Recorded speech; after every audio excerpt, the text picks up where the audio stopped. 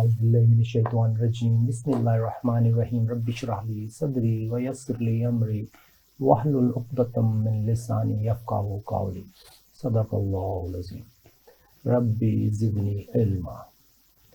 अस्सलाम वालेकुम नाज़रीन, शहज़ादा शौकत प्रोग्राम सनत व मईशत में आपके साथ। मिल्लत इस्लामिया एक रहनुमा की तलाश में है। मुआशी जंग पूरी दुनिया पर मुसल्लत है। कौन है वो लोग जो गुलाम है इस वक्त, कौन है वो जो गुलाम रखना चाहते हैं। अगर हम एक यूएस शहरी की भी बात करें, एक कैनेडियन शहरी की बात करें, वो भी आज एक सिस्टम का गुलाम है। आज उनकी जॉब नहीं है तो वो सड़क पे आ जाते हैं, क्योंकि घर भी सूद पे है और अगर नौकरी नहीं है तो कुछ भी उनका नहीं है, गाड़ी पे नहीं है। हम पाकिस्तानी भी सिस्टम के गुलाम हैं। अगर हम देखें तो हर तरफ से हम पाकिस्तानी, अगर IMF वर्ल्ड बैंक की रिपोर्ट, हमेशा मैं कहा करता हूँ कि 12 करोड़ लोग गुर्बत की लकीर से नीचे, जो 500-550 रुपये रोज़ाना नहीं कमाते, और अगर उसके ऊपर चले जाएं तो 1000 रुपये पर डे कमाने वाले कितने लोग हैं। शायद वो 10 करोड़ ऊपर हों, तो 22 करोड़ लोग गरीब हैं। लेकिन गुर्बत की डेफिनेशन क्या है कि क्या वो अपने बच्चों की स्कूल की फ़ीस दे सकते हैं टाइम पर, क्या वो बिजली का बिल दे सकते हैं, क्या वो 3 वक्त की या 2 वक्त की रोटी खा सकते हैं, क्या वो अपना घर अफोर्ड कर सकते हैं। क्या मेरे मुल्क में मेरा जो 21वें ग्रेड का अफसर है अपनी हलाल की सैलरी से अपने लिए एक अपने ही स्टैंडर्ड का घर खरीद सकता है। वो 150 साल अपनी सैलरी इकट्ठा करता है, वो नहीं खरीद पाता। ये हमारा सिस्टम है, इनकंसिस्टेंट पॉलिसी में। अगर हम अपनी एक्सपोर्ट्स को देखें कि हमारी पिछले 10 सालों में एक्सपोर्ट 30 बिलियन डॉलर की एवरेज की फिगर देती रही है, कहीं 35 भी हुई है, लेकिन एवरेज 10 सालों में 30 बिलियन डॉलर। अगर हम इंपोर्ट को देखें तो 50 से 65 बिलियन डॉलर के दरमियान हमारी ऑफिशियल इंपोर्ट रही है। डेफिसिट देखें तो 30-35 अरब का डेफिसिट गया है पिछले दिनों में, 2018 में। अभी वो 19-20 डॉलर के करीब ट्रेड डेफिसिट है। अभी रिसेंटली इंडिया ने FTA साइन कर लिया यूरोप के साथ। अब इंडियन टेक्सटाइल एक्सपोर्ट जो यूरोप को होगी वो सस्ती होगी, और पाकिस्तानी जो टेक्सटाइल एक्सपोर्टर्स हैं उनके लिए एक नया चैलेंज है। अभी कह रहे हैं कि कई हजार फैक्ट्रीज जो काम कर रही हैं टेक्सटाइल की, वो अपनी कैपेसिटी से नीचे काम कर रही हैं, और सैकड़ों फैक्ट्रियां इस वक्त बंद पड़ी हुई हैं क्योंकि उनको बस प्रॉपर ऑर्डर नहीं है। वो compete नहीं कर पा रहे कास्ट ऑफ प्रोडक्शन से। जिसके अपने पावर प्लांट हैं वो तो कास्ट ऑफ प्रोडक्शन मीट कर जाते हैं, लेकिन जिन्होंने गवर्नमेंट से गैस या लेनी है या पावर एनर्जी लेनी है, बिजली लेनी है, वो compete नहीं कर पाते। दूसरी तरफ जो एरिया है वो है कास्ट ऑफ लिविंग इतनी बढ़ गई है कि हर फैमिली डिस्टर्ब है, मुआशी तौर पर चैलेंजेस हैं।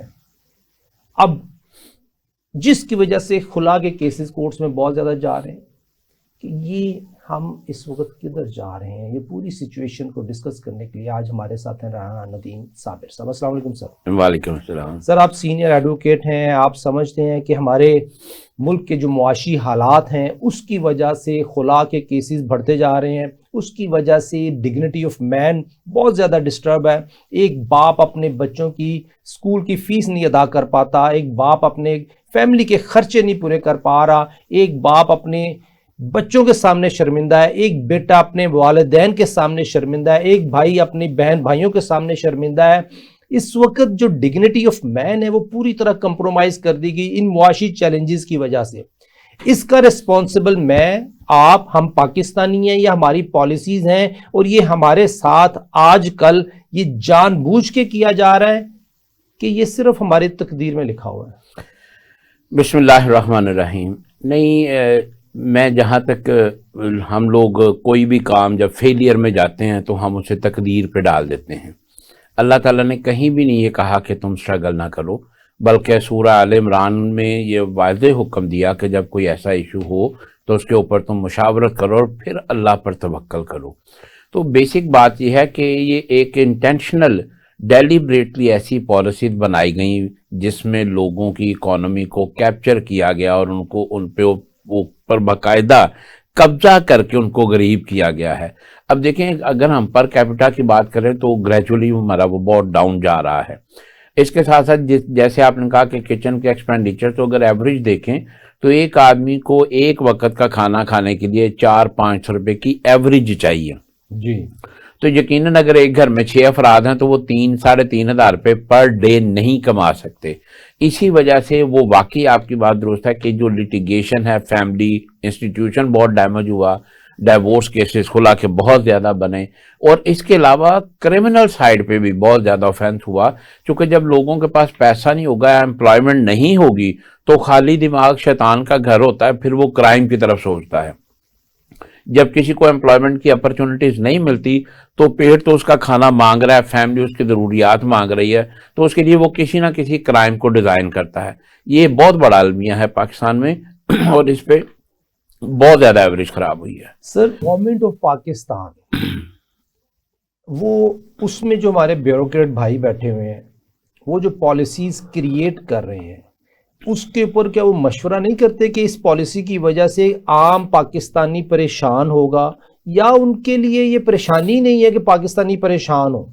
देखिए, सबसे बड़ी बात यह है कि जब तक अरबाब इख्तियार, वो बेशक ब्यूरोक्रेसी में हो, गवर्नमेंट में हो, अगर वो अपने एक्सपेंडिचर्स को कम नहीं करेगा और उसकी यही कोशिश होगी कि वो आदमी जो इतनी बड़ी गाड़ी में बैठा है, इतने बड़े ऑफिस में बैठा है, इतनी बड़ी सीट पे बैठा है, उसकी आसाइशात एक गरीब रेहड़ीमान, रिक्शा चलाने वाला या कमज़ोर मजदूर जो है उसके खून से निकाल के उसको दिया जाए, तो फिर ये पॉलिसी जो है ये होगी मतलब की पॉलिसी, अपने फ़वाइद की पॉलिसी, वो कभी भी वेलफेयर की तरफ नहीं जाएगा।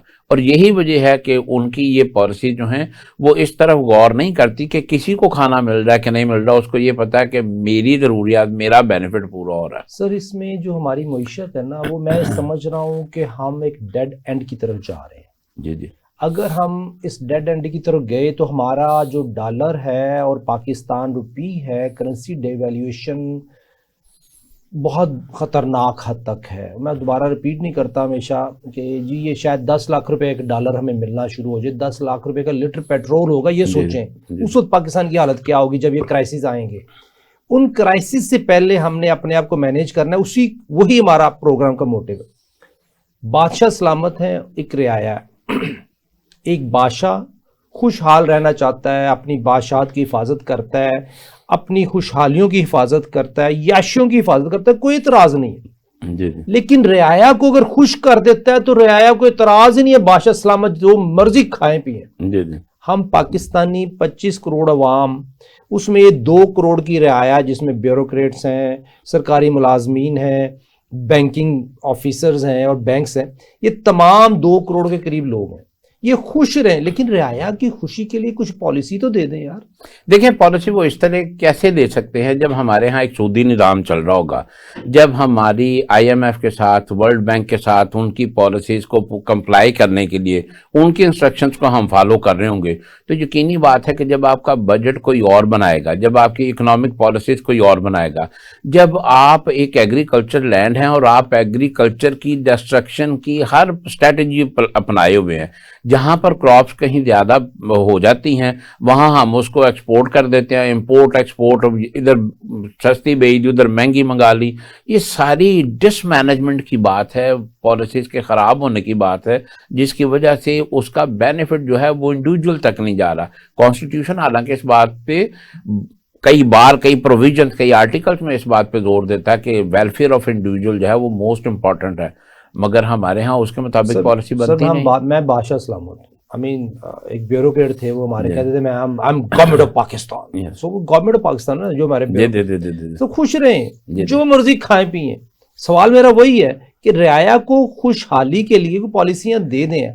आपने मुझे और हमारे अवाम, हमारे जो हुक्मरान हैं, उनको ये बताना है या सजेशन देनी है कि रियाया को खुश करना है, उसको खुश करने के लिए पॉलिसियां दे दें। हमें आपकी बादशाह से कोई एतराज नहीं है, तो वो कैसे कर सकते हैं? नहीं देखिए, अगर फर्ज करें हम इसको इलस्ट्रेटिव यूं देखते हैं कि 3 रोटियां हैं, एक बादशाह सलामत बैठे हैं और उसके सामने 4 लोग दूसरे बैठे हैं, और बादशाह सलामत ने 2 रोटियां खा ली, तो एक रोटी उन 4 में जब तकसीम होगी तो वो चौथाई हिस्सा एक बंदे को आएगा। तो पॉलिसी बदलने में सबसे अहम बात यह है कि वो बादशाह अपनी 2 रोटियों को कम करे, एक बात। दूसरी बात यह है कि जब तक आप कि प्रोडक्शन का लेवल नहीं बढ़ाएंगे, जब तक आप पर कैपिटा नहीं बढ़ाएंगे, जब तक आप इंडिविजुअल को एम्प्लॉयमेंट की एवरेज में बेहतर नहीं करेंगे, तब तक वो बेचारा कुछ भी नहीं कर सकता। इसको आप ही की मिसाल को देता हूँ। बादशाह सलामत 3 रोटी हैं, जी जी, बादशाह सलामत 2 लेके हमने मान ली, लेकिन जो बचती है वो अवाम में बराबर बट जाए, लेकिन जो बादशाह सलामत के चेले हैं वो जो बची हुई है वो भी ले जाते हैं। सर उसमें एक और वजह है ना, क्योंकि बादशाह सलामत को वो 2 रोटियां खाने के लिए ऐसी पॉलिसी बनानी पड़ती है जो इनजस्टिफाइड हो। तो वो इनजस्टिस जब होगा तो अल्लाह ताला इसलिए तो कुरान पाक में कहते हैं ना, एदलु हुवा करबुल तकवा, कि आप अदल कायम करें, उसके साथ जो है ना वो तकवे के करीब है। हमारे यहाँ हमेशा इंसाफ की बात की जाती है, अदल की बात नहीं की जाती। सर इस वक्त देखें जो बॉर्डर बंद हुआ है जी उसकी वजह से किसान को बहुत नुकसान हुआ है। जी, हमारा कोई एक सरकारी मुलाजिम, कोई एक मिनिस्टर, उसने इस बात पे कोई स्टेटमेंट नहीं दी कि जो अफगानिस्तान का बॉर्डर बंद होने की वजह से हमारा आलू खराब हुआ, ऑरेंज खराब हो रहे हैं, और जो हमारी एक्सपोर्ट वहां जाती थी, हालांकि एक्सपोर्ट पोटेंशियल बहुत बड़ा है, लेकिन फिर भी हम कुछ भी नहीं कर पा रहे, कोई उस किसान के लिए कोई पॉलिसी नहीं दी गई। सर वो एक कहावत है ना कि एक बादशाह ने किसी को सलाए मौत दी और उसके लिए फंदा बनवा लिया। जब वो फंदा उसको लेके आया तो फंदा उसको पूरा नहीं था, उसने कहा चलो जिसके गले में पूरा आता है उसको हैंग कर दो। तो यहाँ यही बात हो रही है कि जो अपने बेनिफिट में चीज आ जाती है उसको वो ले लेते हैं, फंदा किसी के गले में डाल के तो उसको हैंग कर देते हैं। हमेशा जब तक आपकी एक लॉन्ग टर्म पॉलिसीज नहीं बनेंगी किसी भी फील्ड में, वो इकोनॉमी हो, वो ट्रेड हो, वो बिजनेस हो, तब तक कभी भी आप उसको कामयाबी के साथ चला नहीं सकते। और हमारे यहाँ हमेशा ये होता है कि एक चीज आती है उसको देख के फैसला किया जाता है कि अब हम क्या करें, हालांकि गवर्नमेंट का काम है कि वो पहले पॉलिसी बनाए कि हमारी कौन सी क्रॉप्स किस तरह चल रही है, कौन सी इंडस्ट्री किस तरह चल रही है, किसको कितने टर्म का बेनिफिट देना, ताकि जो एग्रीकल्चरिस्ट है और जो इंडस्ट्रियलिस्ट है या जो इन्वेस्टर है उसको पता हो कि मैंने कितने साल में कितना प्रॉफिट निकालना है और उसको किस तरह चलना है। तो पॉलिसी का इस्तेहकाम होगा तो ये चीज आगे बढ़ेगी। सर पॉलिसी का इस्तेहकाम क्या है कि जी हमने, हमारे दोस्तों ने कि 6-8 साल लड़ाई की गवर्नमेंट ऑफ पाकिस्तान के साथ इस बात पे कि अफगानिस्तान और ईरान इधर जो इंपोर्ट एक्सपोर्ट है वो डॉक्यूमेंट नहीं हो पा रही प्रॉपरली, क्योंकि पॉलिसी क्लैरिफिकेशन नहीं है। जी जी, एसआरओ आ गया, एसआरओ में लिख दिया गया कि बार्टर ट्रेड की इजाजत है। अब बार्टर ट्रेड के साथ ही कर दिया गया कि जी subject to approval of bank. जी जी, अब बैंक ने अप्रूवल देनी कोई नहीं। हाँ बार्टर ट्रेड के ऊपर कौन सी वैल्यू, कितने की हमने एक्सपोर्ट की, कितने की इंपोर्ट की। जी जी, और दूसरा ये लिख दिया कि जो कोल इंपोर्ट कर रहा है वो राइस एक्सपोर्ट करेगा। हाँ जी, हाँ अब टेक्सटाइल फैक्ट्री है, वो कहती है मैंने कोल इंपोर्ट करना है अफगानिस्तान से, ये मैंने इंपोर्ट करके मैंने राइस एक्सपोर्ट करूं, मैं राइस कहां से खरीदूं, मेरा राइस बिजनेस नहीं है मेरा। बिल्कुल ऐसे ही है। तो हमारी जो पॉलिसी दे दी गई इनकंसिस्टेंट दे दी गई, ताकि हम अपने ही चंद फुट दूसरी तरफ मुल्क के, हमसाया मुल्क के साथ, अफगानिस्तान के साथ, ईरान के साथ तजारत ना कर सकें। बेसिकली ये हमारा हिटमैन इकोनॉमिस्ट रूल है कि हमने पाकिस्तान को तरक्की नहीं करने देनी। यही हमें नजर आ रहा है एज ए आम पाकिस्तानी, मुझे यही नजर आ रहा है कि हमें ये काम नहीं करने देना चाहते। जी जी जी, वही ना जी, ना नौमन तेल होगा ना राधा नाचेगी। शराइत ऐसी बना दी कि जो इम्प्लीमेंट नहीं हो सकती, जो प्रैक्टिकल नहीं हो सकती। तो गवर्नमेंट का तो हमेशा काम ही होना चाहिए कि वो अपनी ग्राउंड रियलिटीज के साथ अपने रूट लेवल पे जाके, ग्रास रूट लेवल पे जाके वो पॉलिसी बनाए। जब हम ये नहीं समझते कि हमारी इस वक्त की पोजीशन क्या है, हमारी आने वाली साल में हमारी कौन कौन सी क्रॉप्स कैसी हैं और कौन कौन सी प्रोडक्शन हो रही है, तो उस वक्त पॉलिसी इसी तरह बनेंगी। और शॉर्ट टर्म पॉलिसी जो होती है वो शायद मौके पर तो कुछ बेनिफिट दे दे, मगर लॉन्ग टर्म में जाके वो फेलियर कॉज कर देती है और वो लॉस में चली जाती है। मैं ये देखता हूँ कि फील्ड मार्शल साहब जब आए SIFC में, उन्होंने ही वर्क लाइक हेडलेस चिकन। उसको इधर जा रहे हैं उधर जा रहे हैं, भाग ने किसी तरीके से मुआशी जंग पे कंट्रोल जी जी, किया जाए। अल्लाह ने दूसरी जंग में फतह दी लास्ट ईयर इंडिया के खिलाफ, तो अब एक बड़ी अच्छी अपॉर्चुनिटी है हमारे पास। अभी पीस डील में गए हैं जिसमें अमेरिकन ताल्लुकात बहुत अच्छे हो गए, लेकिन चाइनीज ताल्लुकात थोड़े से डगमगा रहे हैं। इंडिया बड़ा खुश है, इंडिया ने यूरोप के साथ एक FTA साइन कर लिया। इस पूरे सिनेरियो में जो इंटरनेशनल एक प्रेशर आ रहा है पाकिस्तान, एक ऐसी अपॉर्चुनिटी भी निकल रही है कि पाकिस्तान को ऐसी पॉलिसी देनी चाहिए जो अमेरिका भी खुश है पाकिस्तान से, चाइना को खुश करने के लिए एक ऐसी पॉलिसी क्रिएट करें कि हम ये जो नेबरिंग कंट्रीज हैं हमारा, अफगानिस्तान, ईरान और बाकी अजरबैजान, उज्बेकिस्तान, इधर चाइना, इनके साथ हमारा ट्रेड वॉल्यूम बढ़ जाए। 6,300 अरब डॉलर की ट्रेड वॉल्यूम है इस खित्ते की जो ऊपर है, उसमें से 1% भी हम पाकिस्तानियों के पास नहीं है। तो लोकेशन हमारी एग्जैक्टली दुनिया की आइडियल तरीन लोकेशन है कि हमारे पास 4 मौसम है, समुंदर है, चाइना है, अफगानिस्तान, हर तरफ। लेकिन मेरा जो दोस्त बैठा हुआ है जो हुकूमत पाकिस्तान अपने आपको कहता है, वो कहता है कि मैंने वो काम करना है जो उसको समझ आ जाए। जो उसको समझ ना आए वो काम नहीं करता, क्योंकि उसकी नौकरी है, उसका किचन है, वो अपने किचन की हिफाजत करने के लिए अपने मुल्क को दाव पे लगा रहा है। इस सारे सिनेरियो में क्या कोई ऐसा मैसेज आप देना चाहेंगे उन ब्यूरोक्रेट्स को, उन दोस्तों को, हुकूमत वक्त को, कि इंडिया अपने मुल्क के लिए इंटरनेशनली FTA साइन कर रहा है और हम पीस डील साइन कर रहे हैं, लेकिन मुआशी तौर पर, और पीस डील में भी $1 बिलियन देना है, ये भी सरप्राइजिंग इंफॉर्मेशन है हमारे लिए। बहरहाल वो एक अलग सिचुएशन, लेकिन इकोनॉमिक पॉलिसीज को प्रमोट करने के लिए हम पाकिस्तानियों को अपने उन जो अरबाब हैं, हुक्मरान हैं, उनको क्या मैसेज देना चाहिए इस प्रोग्राम? देखें, इसके मुतालिक मैं 2 चीजें अर्ज करूंगा। ये बात अगर इकोनॉमिकली देखी जाए तो इंडिया का ये सारा प्रोजेक्ट जो हुआ, जिसे आप इकोनॉमिक कॉरिडोर कह रहे हैं, ये बेसिकली पाकिस्तान के CPEC को एक थ्रेट है। दूसरी बात यह है कि अगर हम इसको वर्ल्ड वाइड पॉलिटिक्स में देखें तो ये बेसिकली सऊदी अरब के अगेंस्ट इसराइल, अमेरिका, इंडिया, ये एक ऐसी लाइन बन रही है कि जो वॉरफेयर के लिए उनको बेनिफिशियल होगी और इससे खुदा न खास्ता मक्का, मदीना या सऊदी अरब को एक थ्रेट जाता है। तो ये दोनों लिहाज से देखा जाए तो ये पॉलिसी बड़ी ही डेंजरस है, इकोनॉमिकली भी और पॉलिटिकली भी। तो हमें इन 2 फेज को समझते हुए ऐसी पॉलिसी बनानी चाहिए कि हमारा CPEC भी कामयाब रहे, चूंकि CPEC हमारे स्पाइनल कॉर्ड है इस वक्त इकोनॉमी का, और दूसरी तरफ हमें जो हरमैन शरीफैन जो है वो हमारे लिए हर चीज से मुकद्दम है। और उन्होंने ये जो ट्राई का ये गेम बनाई है कि उसको किसी तरह कवर कर दिया जाए, ये बहुत डेंजरस है। हमें इन दोनों फेज को कंसिडर करना होगा, इसके ऊपर एक बाकायदा पॉलिसी बनानी पड़ेगी जिसमें हम ये दोनों चीजों को प्रोटेक्ट कर सकें। सर, US को देखें, उसने दूसरी जंग के बाद ये सोचा कि जंग में तो हम पैसा लगाते हैं, मारते हैं, तो ये तो कोई जंग ही नहीं है। हम पिछले 50 साल 100 साल से क्या कर रहे हैं, जंगें लड़ के बुरा हाल है। असल तो जंग लड़ने का मकसद ये था कि हम गोल्ड ले लें, रिजर्व ले लें, रिसोर्सेज ले लें, तो वो उसके बगैर भी ले जा सकते हैं। उन्होंने IMF, वर्ल्ड बैंक की तश्कील दी, और उसके बाद वर्ल्ड ऑर्डर ऐसा निकाला कि अपने डॉलर की इस तरीके से हिफाजत की कि डॉलर वही है लेकिन वैल्यू उनके पास पहुंच जाती है दूसरे मुल्क की। जी, ऐसे ही ठीक है ना सर। इस सिचुएशन को हम डिस्कस करते हैं, एक ब्रेक का वक्त हुआ है नाज़रीन। ब्रेक के बाद दोबारा यहीं से बात शुरू करेंगे कि हमने पाकिस्तान को तरक्की याफ्ता पाकिस्तान कैसे बनाना है। हमारे साथ हमारे मेहमान राना नदीम साबिर साहब हों। वेलकम बैक नाज़रीन। शहजादा शौकत प्रोग्राम सुनो तो मईशत में आपके साथ हमारे साथ मेहमान है राना नदीम साबिर साहब। राना साहब, मुझे सिर्फ एक सवाल का जवाब दें, अगर मैंने अपने दुश्मन को मारना है, कहने का मतलब है कि उसको उससे शिकस्त देनी है, तो मैं कोशिश करूंगा कि वो कमजोर से कमजोर होता जाए।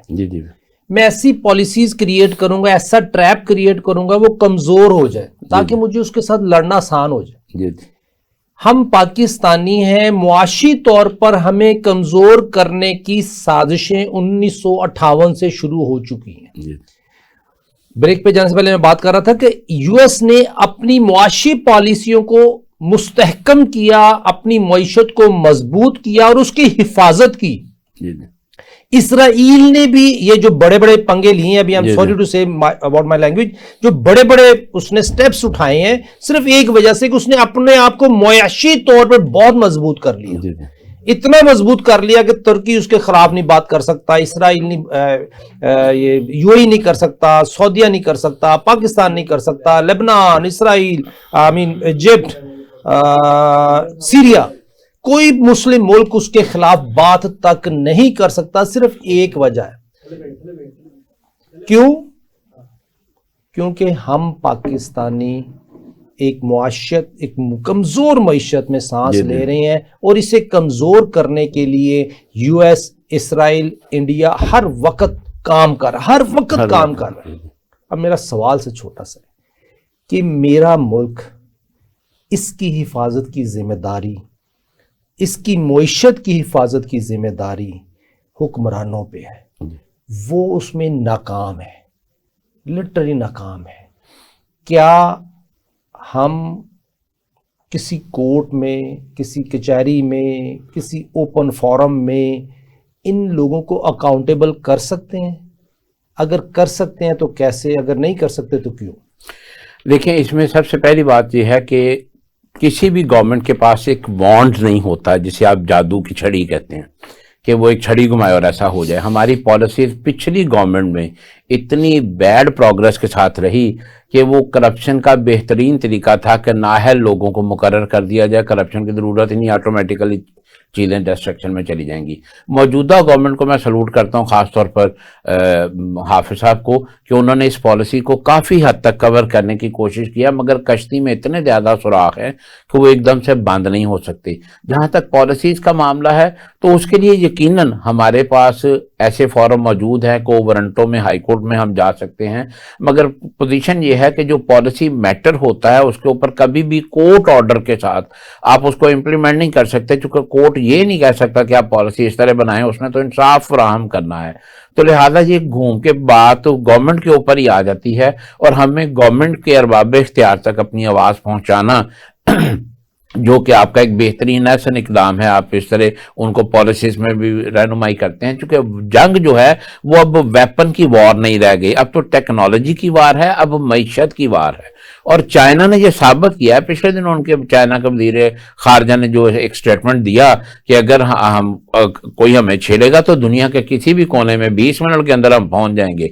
तो वो बात आप देखें कि हम ये समझ रहे थे कि वो सिर्फ इकोनॉमी के ऊपर काम कर रहा है, मगर उसने अपने डिफेंस को, अपने स्ट्रेटजीज को सारा बेहतरीन मेंटेन किया है, और उसकी डेटरेंस बड़ी अच्छी है। और अल्हम्दुलिल्लाह पाकिस्तान में डेटरेंस तो है, मगर हमें अगर हम अपनी इन पॉलिसीज में नाकाम रह गए तो हमारी डेटरेंस को हम संभाल नहीं सकेंगे। उसके लिए गवर्नमेंट को चाहिए कि वो ऐसी लॉन्ग टर्म पॉलिसीज दे जिसके साथ ये स्टेबिलिटी हो सके। सर, स्टेबिलिटी जरूरी है। अब आपने जो बात की कि पिछली गवर्नमेंट, मैं ये समझता हूँ कि पिछले 40 सालों, 50 सालों, 60 सालों में पॉलिसीज वही आ रही हैं, चेहरे बदलते जा रहे हैं। जी जी, चेहरा बदला, सदर अयूब साहब आ गए, पॉलिसी वही रही। जी जी, चेहरा बदला, भट्टो साहब आ गए, पॉलिसी वही रही। चेहरा बदला, ज़िया-उल हक साहब आ गए, पॉलिसी मुआशी पॉलिसी की बात कर रहा हूँ, और वो बल्कि वर्ष तरीन होती गई, उसके इम्पैक्ट डबल ट्रिपल होते हैं। क्योंकि पहले हमारे पे 30 अरब का लोन था, फिर वो 3000 हुआ, फिर वो 30,000 हुआ, अब वो 90-95,000 के करीब हुआ है, जो कि आगे साल बाद 1,10,000 अरब हो जाना है। तो ये पॉलिसी वही चल रही है, चेहरे बदलते जा रहे हैं। इसकी एक मिसाल कि उन 2018 में 25 ट्रिलियन का कर्ज पाकिस्तानियों पर था। 25 ट्रिलियन कर्ज पे करने के लिए 238 ट्रिलियन पे कर दिया हम पाकिस्तानियों ने, लेकिन 25 ट्रिलियन पे नहीं हुआ, वो बढ़ के 95 ट्रिलियन हो गया। ये किस किस्म की पॉलिसी है? ये पॉलिसी चेंज नहीं। हाँ, फील्ड मार्शल साहब, उनको चाहिए कि ये जो मैं हमारा पॉइंट है कि 25 ट्रिलियन बढ़ के 95 हो गया, लेकिन 238 ट्रिलियन पे भी कर दिया, तो इसका मतलब ये है कि फंडामेंटल स्ट्रक्चरल रिफॉर्म की जरूरत है। उसमें हमारे साथ कंसल्टेटिव प्रोसेस में आए, हम जरूर करेंगे, लेकिन ये वो शगाफ है, ये वो सुराख नहीं है कश्ती का, ये शगाफ है जिसमें फंड्स, रिसोर्सेज, वैल्यू डिस्ट्रॉय हो रही है हम तमाम पाकिस्तानियों की। इसके ऊपर को-वारंटो है या कॉन्स्टिट्यूशनल कोर्ट्स हैं, हमें कहां जाना चाहिए? फेडरल शरिया कोर्ट हमारी एप्लीकेशन नहीं लेती, हाई कोर्ट हमारी एप्लीकेशन नहीं लेगा, सुप्रीम कोर्ट वो एक मेरा ख्याल एक अलग उसका इशू है। क्या कॉन्स्टिट्यूशनल कोर्ट इस किस्म के एडवर्स परफॉर्मेंसेस में हमें सपोर्ट करेगी? जी बिल्कुल, कॉन्स्टिट्यूशन में है कि Islam shall be the state religion of Pakistan. तो जब Islam shall be the state religion, तो मीनिंग देयर बाय कि कोई भी इनकंसिस्टेंट पॉलिसी या लॉ नहीं बन सकता विच इज अगेंस्ट इस्लाम। तो जब ऐसी बात होगी तो हम सुप्रीम कोर्ट में in the public interest litigation में जा सकते हैं कि ये पॉलिसी जो बन रही है ये इस्लाम के खिलाफ है। दूसरी बड़ी बात है कि एक हदीस मुबारका को यहाँ बयान कर दूं। कुरान पाक में तो अल्लाह ने कहा कि सूद जो है वो अल्लाह और अल्लाह के रसूल के साथ जंग है, और अल्लाह ताला सूरह फतह में कहते हैं वलिल्लाहि जुनूदुस समावाति वल अर्ज़, हर चीज अल्लाह का लश्कर है।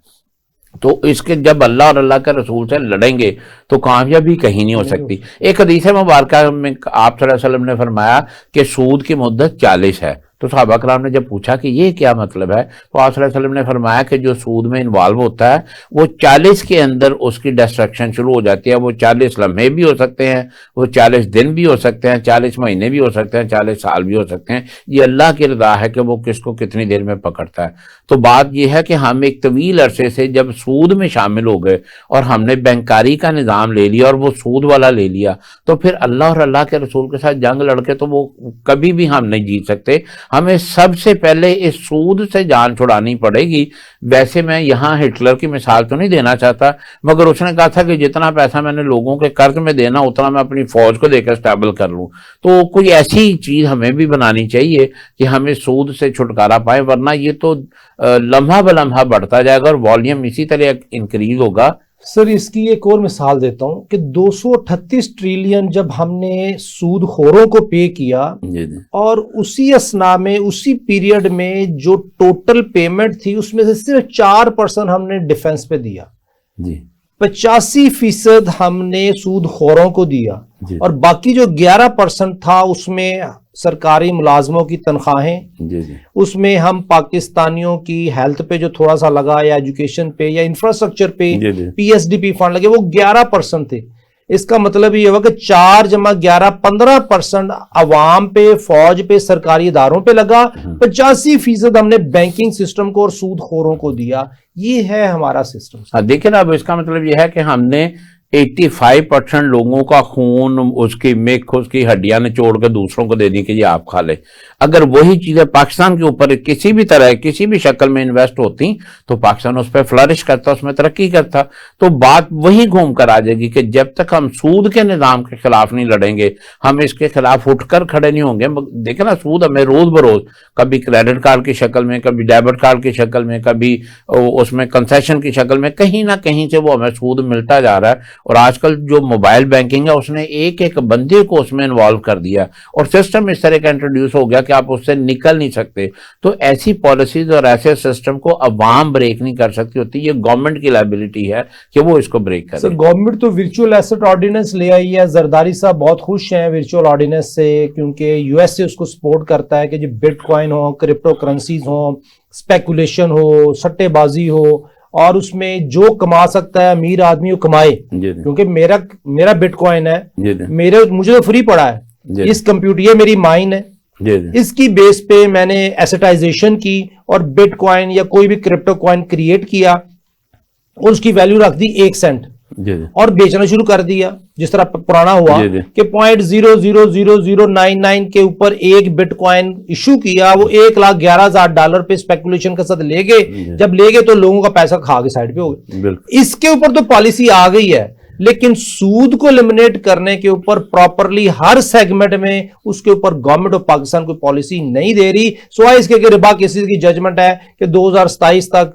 दिसंबर तक ये जो रिबा केसेस बैंकों से खत्म हो जाए रिबा, लेकिन वो भी इस्लामिक बैंकिंग को प्रमोट कर रहे हैं। यानी कि रिबा को इस्लामिक कह के जो मर्जी प्रमोट कर दें, लेकिन रिबा को गैर इस्लामी कह के प्रमोट ना करें। जी वो देखे ना, जिस केस की आप बात कर रहे हैं वो तो प्रिंसिपल्स ऑफ पॉलिसीज हैं और प्रिंसिपल ऑफ पॉलिसीज को आप कोर्ट में चैलेंज कर नहीं सकते, ये लॉ है।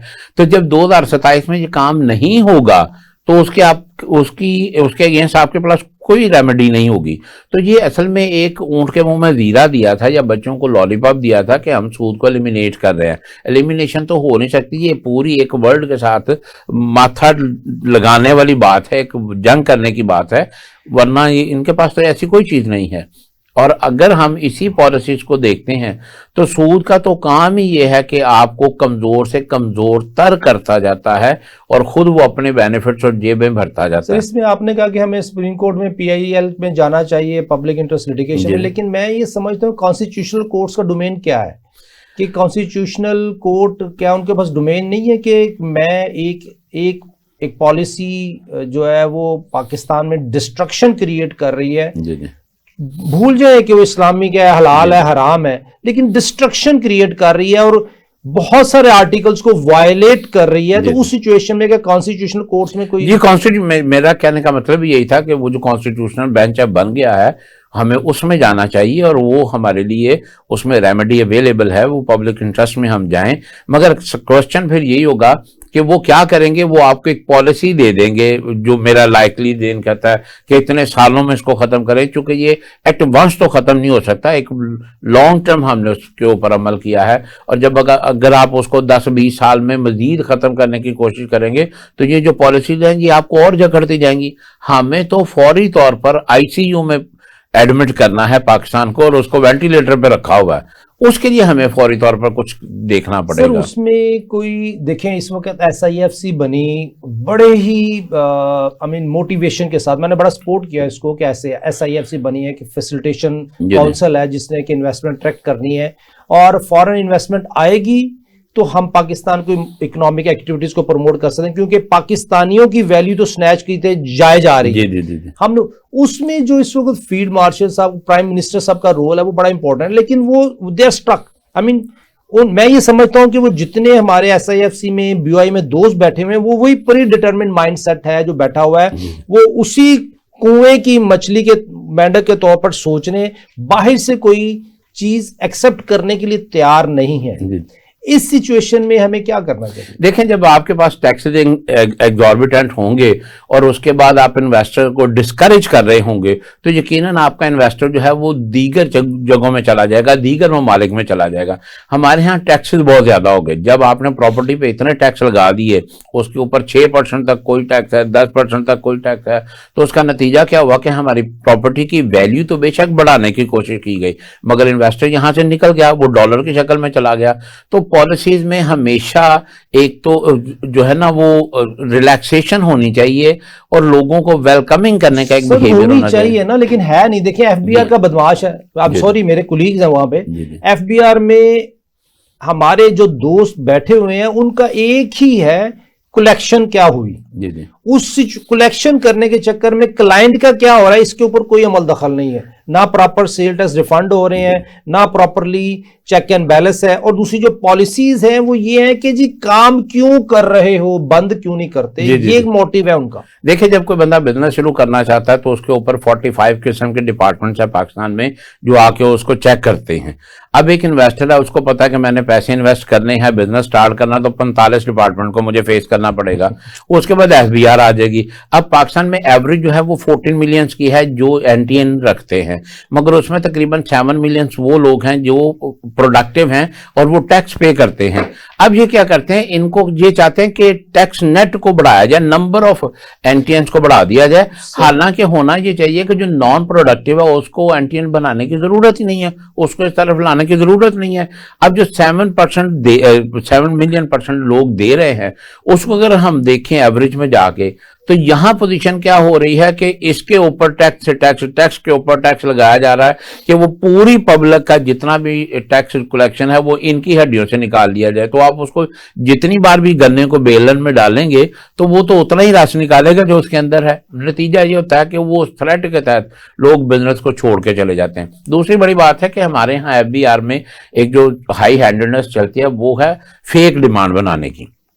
अब फेक डिमांड आम तौर पर कोर्ट में जाके जब नलीफाई हो जाती है तो आप देखें कि उस आदमी को, उस ऑफिसर को जो FBR का है, उसकी कोई अकाउंटेबिलिटी नहीं है कि उसने इतनी ह्यूज फेक डिमांड क्यों बना दी।